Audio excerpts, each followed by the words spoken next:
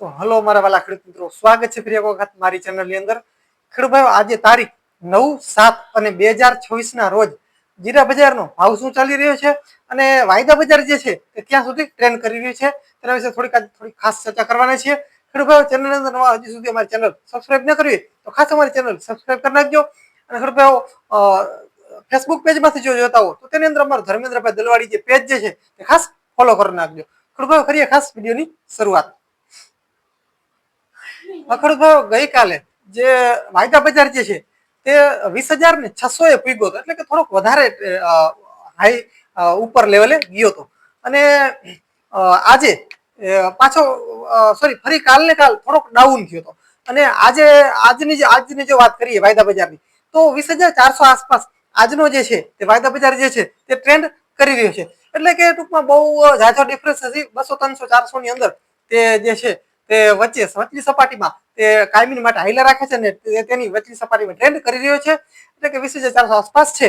બહુ કોઈ મોટો ફેરફાર થતો નથી. જે છે એમને વાયદા બજાર જે છે તે એમને ચાલ્યા કરે છે. એટલે એમાં કોઈ ખાસ એવો મોટો ડિફરન્સ છે નહીં. એટલે કઈ ખાસ ખેડૂતોને બીવાની પણ જરૂર નથી. અત્યારે કેમ કે બહુ કોઈ મોટો ડાઉન થવાની પણ કોઈ શક્યતા લાગી રહી નથી. જીરા બજારની જો વાત કરીએ તો છેલ્લા 2 દિવસમાં થોડું ઘણું ક્યાંક અમુક યાર્ડની અંદર જો આમ જોઈએ તો જીરા બજાર થોડું ઘણું ડાઉન થયું છે. અમુક જગ્યાએ 25-50 રૂપિયા જેવું છે, થોડું ઘણું ડાઉન ક્યાંક જોવા મળી રહ્યું છે. પણ એકંદરે વાંધો નથી આવે એમ.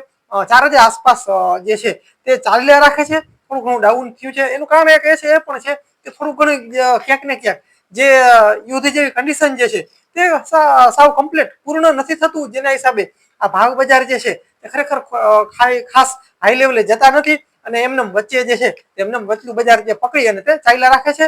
એટલે કે કદાચ આગળના સમયમાં જો જીરા બજારની ભાવની જો વાત કરીએ તો યુદ્ધ જેવી કન્ડિશનમાં જો રાહત મળે તો ચોક્કસ જીરાનો ભાવ જે છે તે ચડવાની શક્યતા છે. પણ એમાં જો યુદ્ધ જેવી કન્ડિશનમાં જો વધારો થાય તો આ જે ભાવ જે છે એમાં ડાઉન પણ થઈ શકે છે. એટલે કે બે વાતો છે, કાં તો ચડે અને કાં ઉતરે. ટૂંકમાં યુદ્ધ જેવી જે કન્ડિશન જે છે તેના ઉપર આધાર ખાસ આ જીરા બજારનો ખાસ રહેલો છે.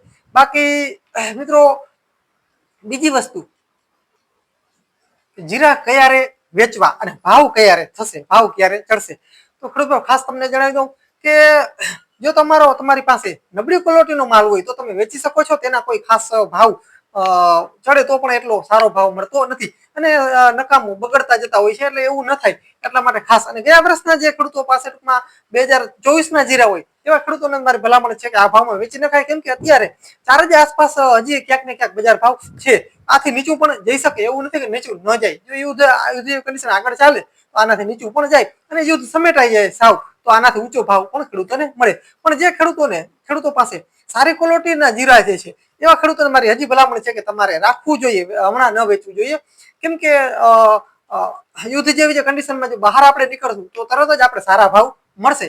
પણ અત્યારે હમણાં 1-2 મહિનામાં આમ જોઈએ તો હજી 1 મહિના તો ફાઇનલ જ છે કે જીરા બજારની અંદર કોઈ મોટી તેજી આવવાની કોઈ શક્યતા હાલ અમને લાગી રહી નથી. આ જે બજાર જે છે, ભાવ જે છે તેની આસપાસ હંમેશા રહીમાં રાખશે બજાર. એટલે કે બહુ મોટો અપડેટ થવાની કોઈ શક્યતા નથી. જે છે તેમનું સમલમ હાઈલા રાખે એવી અમને ક્યાંક ને ક્યાંક એવું અમને લાગી રહ્યું છે.